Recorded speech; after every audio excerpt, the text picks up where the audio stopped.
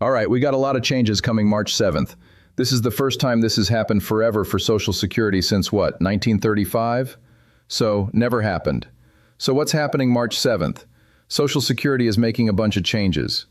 They've got rid of a lot of people. They even before Doge and Elon Musk came in, they were at a 50-year low in terms of staffing. Politicians have been trying to destroy Social Security since 1935 on and off. And you know, they're trying to give it over to Wall Street. So this is their next plan, is to make it as small as possible so they can drown it in the bathtub, as they used to say. Michelle thinks they still say that. So what does all this mean for you? So Michelle's going to give you some tips, tricks, and secrets on how to navigate the system, which was difficult before, but now it's probably going to be about 100 times more difficult for a lot of people out there. And there's going to be a lot of mistakes happen because when you do a major overhaul of anything this large, one of the largest programs in America, stuff is going to happen. Usually bad stuff, unfortunately. And so Michelle's going to teach you all the tips, tricks, and secrets Michelle learned working on the inside for a few decades. And that way you and your loved ones will at least fare a little bit better than those people that don't know. Okay, so what's going on? March 7th, there's a bunch of stuff happening. One of the things that people are going to have a hard time with is Medicare. Starting next month, they are going to pretty much automate a lot of Medicare applications. So if you're filing for Medicare alone, AI is going to do it. Usually well since the invention of Medicare in 1965 by LBJ human beings. When you file an application for Medicare, a human being looks at it and checks it and everything like that and approves it or whatever. Usually Medicare, if you're insured for it, then it gets approved. But now they're going to have AI do it. And one of the big things about that, one of the problems of that is when you file and you talk to a human being, you know, they usually say, wait a second, I notice your work record here that you're working. Do you have health insurance from work? Yeah, I have health insurance work. Is there at least 20 employees at your work? Yeah, okay. Or is your spouse working? Yeah. Do you have health insurance from your spouse's work? Yeah. 20 or more employees? Yeah. Okay. Then rip up the Medicare application and you don't need it. Go on your way. Come back when you no longer have that creditable coverage 5 years from now, 10 years from now. Save yourself over $2,000 a year. Medicare this year Part B is $185.90. But Michelle has a feeling with AI taking over all of that. When AI hallucinates, as they say, there's going to be a lot of people that are paying for Part B that shouldn't be paying for Part B. That's number one, unfortunately. So if we get the information out there to the people that are about to sign up for Medicare and we tell them, hey, wait a second, should you even bother filing online because AI is just going to process it and they're not even going to pay attention that it's, not money to them and the government wants your $185. And so they're probably just going to go ahead and approve it anyway. So we need to get that information out there. So if you have a friend or family that's about to sign up and if they really need to sign up, then they really need to sign up. And what one of the problems is, another Medicare one Michelle will get into here in a little bit, is that a lot of the offices, so they're rolling out two things. They're calling the National Appointment Scheduling Calendar, so national, and then there's also a National Workload Management System, okay? So these are two different things. Michelle knows you don't care about what they're called, but what they are basically is if you called Social Security the 800 number, they scheduled an appointment. Okay, fine. Since the beginning, 1935, you called and scheduled an appointment. You got an appointment at your local office, and your local office knew, what was going on in your particular state. Any type of state supplements or state issues or anything like that. But now they're going to be going to a national routing system. So you could be in Florida and your case is going to be sent to Washington State, to Nebraska, to Kansas or something. And so there's no telling where your case is going to be. And Michelle has a feeling. Michelle means eventually. Michelle thinks this might be a good thing. Michelle and a bunch of people that worked at Social Security always said there should be kind of this workload mobility. Michelle thinks it's a good thing. Eventually, once it's worked out. But until they get all the bugs out, Michelle thinks there's going to be a lot of mistakes happen. A lot of people are going to be losing their cases. You call up and say, yeah, I filed for this, and where is it? If you call your local office, where is it? Oh yeah, it's John 2 cubicles down. I'll go knock on his cubicle and see what's going on with it. Now, I don't know where it is, somewhere in the country. Guantanamo Bay, Cuba, maybe. So yeah, until they get all the bugs out, Michelle thinks it's going to be difficult. So we're going to give you some tips, tricks, and secrets on how to do that, okay? So, and then for the management part of it, so there's a national workload management, which is a good system. When Michelle was at Social Security, Michelle helped design one of the paperless systems that Social Security currently uses. But there's workload management system. So if you're currently receiving benefits, you should be okay unless something happens, in case you're receiving, retirement benefits and then you're eligible for spouse benefits, then guess what? You're going to have to go through all this nightmare. If you're receiving retirement benefits and then your spouse or divorced spouse passes away and you're entitled to surviving spouse benefits, then you're going to have to go through all this nightmare. If you become disabled, you need to sign up for Medicare, whatever the case may be. If you or someone you know have to go in there and get something done, then you are at the mercy of this new system that is still getting its bugs worked out. Okay, so here's some of the ways you can get around this by going to your local office. But a lot of local offices are sending people away. And Michelle's gonna, with the magic of AI, Michelle is gonna show you there's over 1,200 offices in the country. And Michelle's gonna show you who runs every single office in the country. Over 1,200 offices. Michelle's gonna show you who is responsible for each one of those offices here in a second, so you know who to contact. So if you go to your local office, they're probably gonna send you away.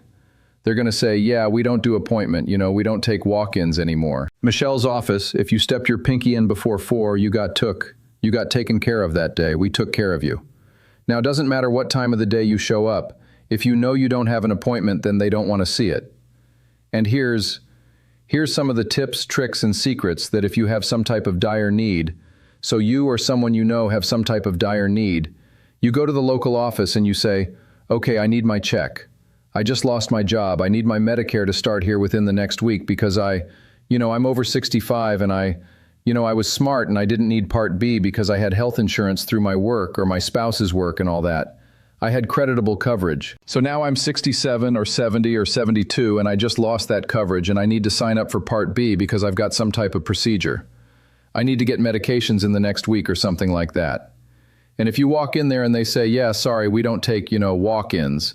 You have to set up an appointment and your appointment won't be for 2 months. So that's not acceptable. So what you do is you first have to get through the guard, and usually these guards are pretty big. But we had one Moy from Samoa, and he was big and gigantic, but he was a big teddy bear. So, hey, what's up, Moy? So there's certain keywords that you can use to get through these big guards, and that is dire need eviction. I need my medication.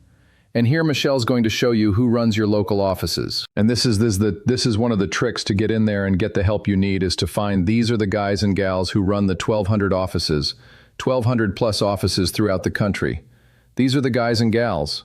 It's obviously over the last few decades, none of these people have done anything to fix Social Security, particularly in terms of what's going to happen here in 83 more checks. Is everybody's Social Security is going to be cut. Actually, was it the CBO, the Congressional Budget Office, just came out with a new report yesterday, day before yesterday, that said, no, it's not in 2033. They said it's going to be 12 months earlier. So Michelle's, this should say, only 72 more or 71 more checks, and then your check is going to be cut. And they say by 21%, but this is, the numbers Michelle's using is from the Social Security trustees. So they use their calculations are a little bit different. One says 12 months earlier, but 21%. The other one says 83 months, but 23%. And Social Security trustees is going to come out with a new report here in about a month or two. And Michelle thinks Michelle's definitely going to have to. Every single month, Michelle takes this and changes it by 1 month. And Michelle thinks when the Social Security trustees report comes out, Michelle's going to have to change it by 10 days or so. So that's unfortunate. And why? Because none of these guys did anything for the past 40 years to fix it. And including all the people in the back, your House of Representatives and your senators, those are the people who own your local Social Security office. They are the ones that provide resources. The Social Security employees, don't take it out on them. They, unless they're bad employees, and then you tell somebody, they're rude or something. Doesn't matter how stressed they are, don't accept people being rude. Or not helpful. But all offices are inundated. So basically what the agency has decided to do is, what do they say? Shuffle the deck. Tears the deck chairs on the Titanic. That is the strategy right now. Okay, we were already barely above water when the current administration came in. Elon Musk took his chainsaw, relocated thousands of people out of the agency, as we say in the Marine Corps, relocated them. And then everybody said, oh my gosh, there's nobody pick up at the phones, there's nobody at the offices, we can't get help, we're losing our money, we're not getting the right benefits, we're getting wrong question, we're getting incorrect questions when we call. We're having to go to Michelle on YouTube to get the correct information, which is completely, that this channel shouldn't even need to exist. Unfortunately, we do need to be here. And so in all of that, they said, okay, well, what could we do to pretend like we're kind of doing something and making something more efficient, perhaps? And then they're shuffling, unfortunately, the deck chairs on the Titanic. And what Michelle sees as the end goal for this, the end game, is they are going to start trying to close down offices again. So they're going to say, okay, we've routed all of this to AI and, we just don't pick up the phones anyway. And we're going to find people that don't even know what the programs are to answer the calls and maybe outsource them, wherever. And so if we're going to need to do that, we don't need that office in Dallas. They've only got, 50% of, the people coming in as they used to. Yeah, because nobody can go in. So let's just go ahead and close down that office, and we'll close down that office, and we'll close down that office, close down that office, and then invariably customer service will get worse, particularly for those particular people in those particular areas. And again, that's the goal, is to attack Social Security, call it, a Ponzi scheme, all of the rest of it. Which, Michelle, means if you change what a Ponzi scheme is, you can call it, you can call this a full set of hair, but it ain't. So attack. And so these guys on Wall Street can get it. And so that's kind of the game plan. But people in our community are smarter than that. So if you need something, again, you get by the guards and you say those dire needs. You say, hey, I've got an eviction letter. I need to see somebody. I need to sign up for Medicare, for instance, and if I don't get this done today, I won't be able to get my medications in time or see my doctor and get my surgery or my procedure I need done. If you just lost a spouse and therefore that check was withheld because you just lost your spouse, then you say, hey, I got to be able to pay my rent. I'm going to be homeless if I'm not able to file for survivor benefits. Become disabled. I need to file for disability. It already takes 6 to 9 months to get a disability decision. I want to speak to someone to get that process at least started. Okay, so eviction, any type of dire need like this, and mention the guys and gals that own the office. So what you can do is call your politicians. And this is called a congressional, where if you have a case that's pending at Social Security, and it's been pending for a while, then you call your congressperson, the ones that go to D.C., one of your 2 senators or your House of Representatives, and you say, hey, I've got this issue with Social Security. Most of them, Michelle thinks all of them have on their websites, they have, I need help with a federal agency. So you click on that, you put down your case, what's what you need help with. They don't read it, they just forward. They just say, oh, Social Security, and they just forward it. Social Security, the headquarters in Baltimore, and then Baltimore sends it down to your local. Well, now they're not going to send it to the local office. They're going to send it wherever in the country your case is, and hopefully they get it done. So those type of things, dire need, congressionals, PR type issues. So if it's like, hey, if I don't get in and get this, that, and the other, then I'm going to contact, the local news or something like that, or contact Michelle, or, and then we'll make a big fuss about it, and hopefully you'll get what you need to get. All right, this is what we got coming. Yeah, it's unfortunate. A lot of people are going to be hurting.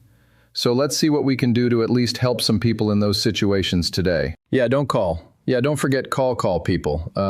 Let's see. Maria is a divorced 59-year-old woman, married 9 years, 8 months, qualified to collect survivor benefits. Ex passed 35 years old in 2007. No, because you put down there divorced. If so, were you divorced from that person?